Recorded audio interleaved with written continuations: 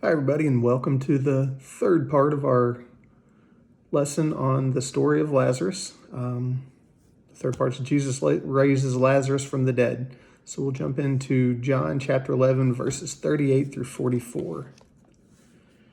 Jesus, once more deeply moved, came to the tomb.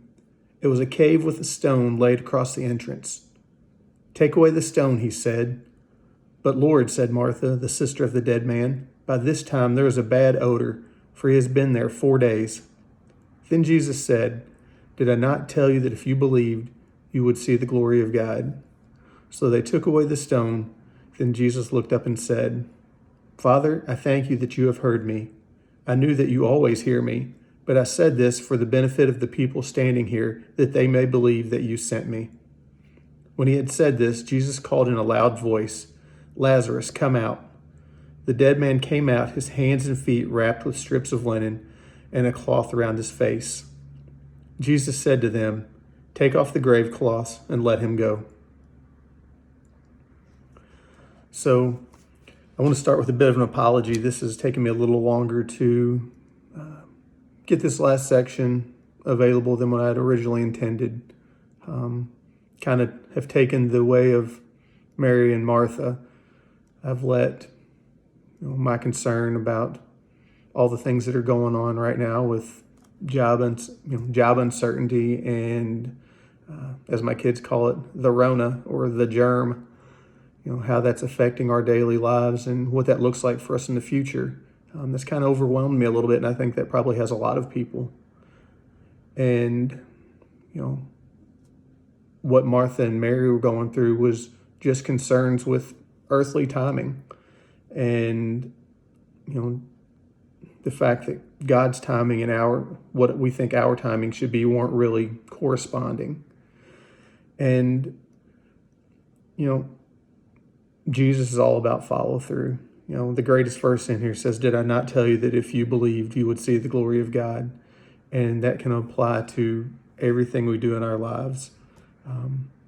We can see God's glory revealed now as we do things and as we believe and come to know him more. And also, when we look at the time of our death, that we're going to see God in his full glory.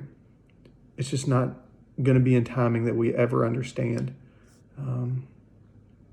It's a little crazy when the stories that we're studying really reflect what's going on in our lives, right this second. And for me, this is pretty true.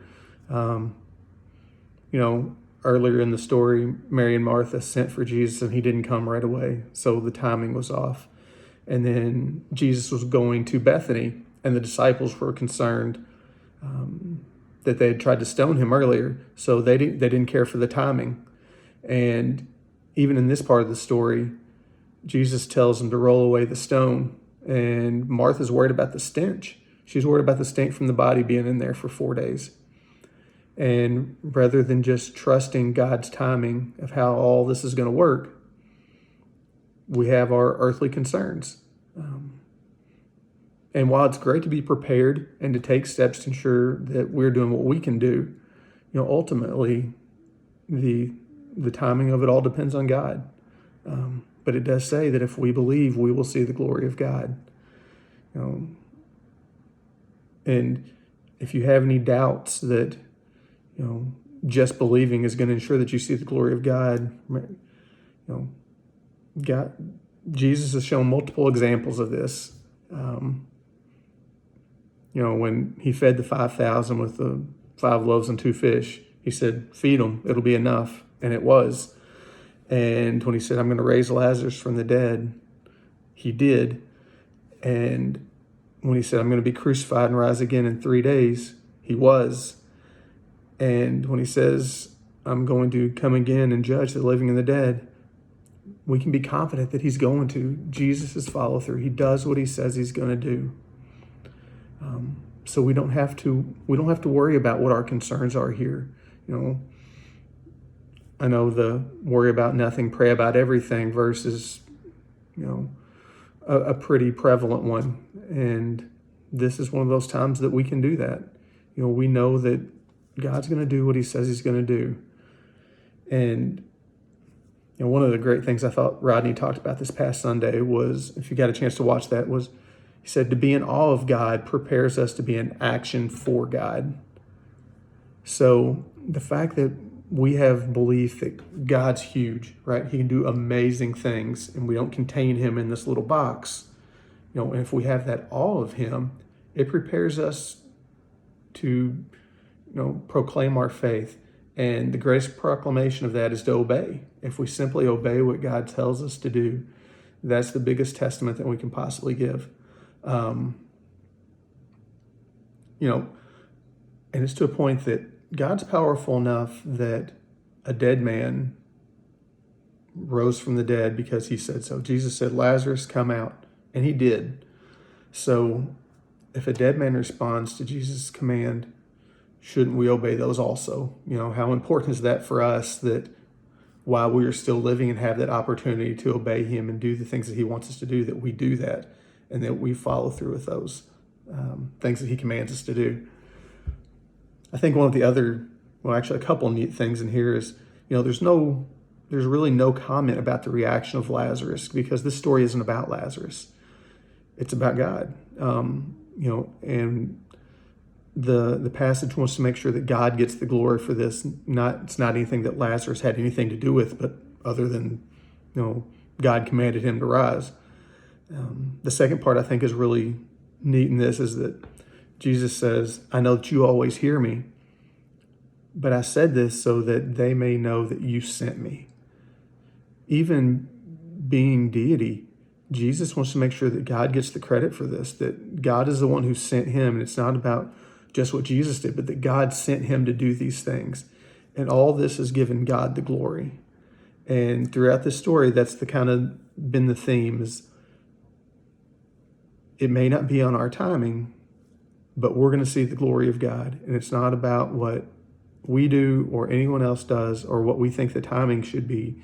It's when God's timing, reveals itself, we're going to see God in his glory. And, right now, as we're all stuck at home doing the quarantine thing and finding anything we can do to pass the time, but also dealing with the struggle of worry and wondering if, the money's going to keep coming in, the jobs are going to stay steady, if we're, for you guys, if you're ever going to get to go back to school, and see your friends and do the things that you love to do that we've been missing out on for a little bit now. It's easy to let that worry overwhelm us and to get away of the trust that we should have in God, that he's going to show his glory at some point through all of this. And we just have to wait for that to make itself known. The patience is a virtue thing, really comes into play right now. We just have to wait and know that it's for God's glory and, not for ours. It's not about what we can do or any of our friends can do or our families can do, but it's about all the great things that God can do and the things that he's done continuously throughout history. And we can be confident that he's going to do that again. I hope you've enjoyed the lesson. I look forward to talking to you guys soon. Just as a reminder, we're going to have a Zoom scavenger hunt Thursday night at 7 p.m. The information, the password, and the meeting ID are posted on Instagram if you want to check that out. And I look forward to just seeing your faces. It's been a little while. So I hope everyone's doing well and stays healthy, and I'll see you soon. Bye.